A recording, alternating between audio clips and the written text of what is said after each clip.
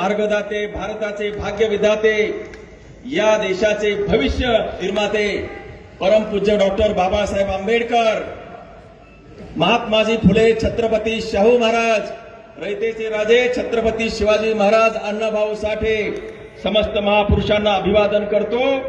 आणि बुलढाणा जिल्ह्याच्या वतीनं हा जो भव्य आणि दिव्य न भतो न भविष्यते असा आक्रोश मोर्चा या बुलढाणा जिल्ह्यामध्ये आयोजित केला। या प्रसंगी या मोर्चाचं नेतृत्व करण्यासाठी आपल्या बाबासाहेबांचं रक्त आनंदराजी आंबेडकर या ठिकाणी उपस्थित झाले आहेत। आनंदराजी आंबेडकरजी, त्याचबरोबर लॉंग मार्चचे प्रणेते।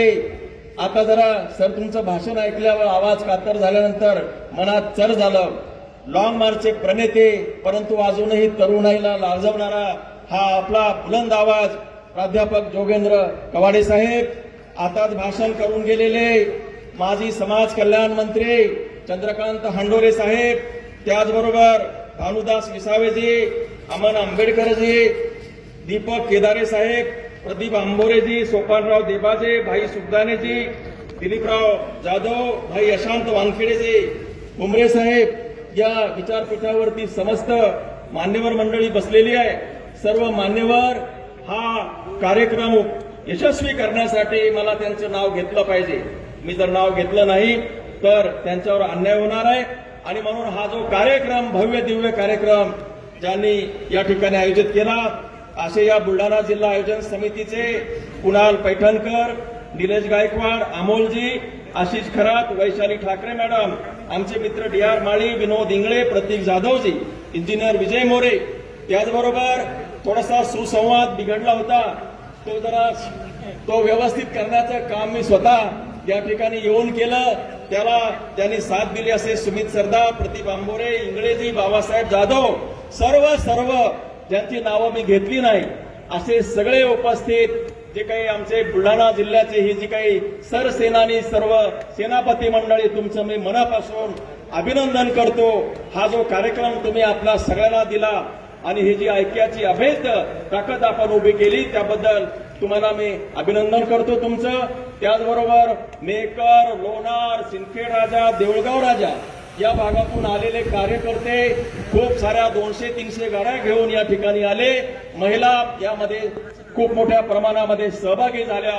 त्या सगळ्यांचं मी मनापासून आभार मानतो, अभिनंदन करतो की तुम्ही हा मोर्चा जो आहे यशस्वी करून दाखवलेला आहे।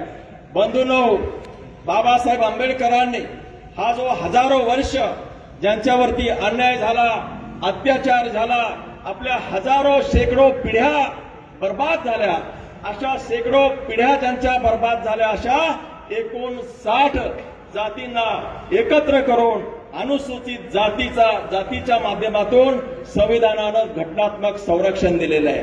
बाबासाहेबांनी या सगळ्यांना संरक्षण दिलेलं आहे। हा होमोजेनियस क्लास आहे। या सगळे हे अस्पृश्य होते, शिव होते आणि यांचं जगणं नव्हतं, जगणं यांचा मृत्यू होता। अशा सगळ्या समुदायाला एकत्र करून घटनात्मक संरक्षण दिलं। बाबासाहेबांची अपेक्षा अशी होती की हा जो 59 जातीचा समुदाय एकत्र राहील, सामाजिक त्यांचं ऐक्य अबाधित ठेवेल आणि त्याच्या माध्यमातून न्याय, अधिकार आणि समतेच्या माध्यमातून आपली प्रगती करेल। बरोबर आहे?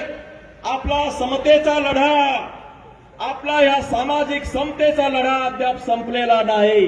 आपल्याला अजून राजकीय समता मिळालेली नाही, आर्थिक समता आपल्याला मिळालेली नाही, शैक्षणिक कोणत्याही प्रकारची समता आपल्याला मिळाली नाही। आपण अजूनही सर्वजण सामाजिक ऐक्य साधण्याचा प्रयत्न करत असताना, प्रगती करण्यासाठी धडपड करत असताना ही धडपड या मनोवादी सरकारला आवडलेली नाही।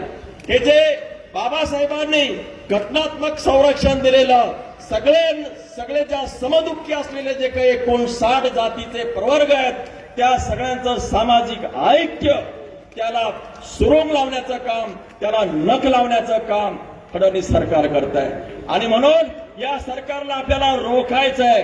विधानमंडळामध्ये मी आमदार आहे, विधानमंडळामध्ये आंबेडकर साहेबांना माहिती आहे, विधानमंडळामध्ये 29 अनुसूचित जातीचे आमदार आहेत। किती?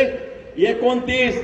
या 29 जातीमधून 27 आमदारांचं सह्यांचं निवेदन एकमत करण्याचं निवेदन मी स्वतः केलेलं आहे आणि या 27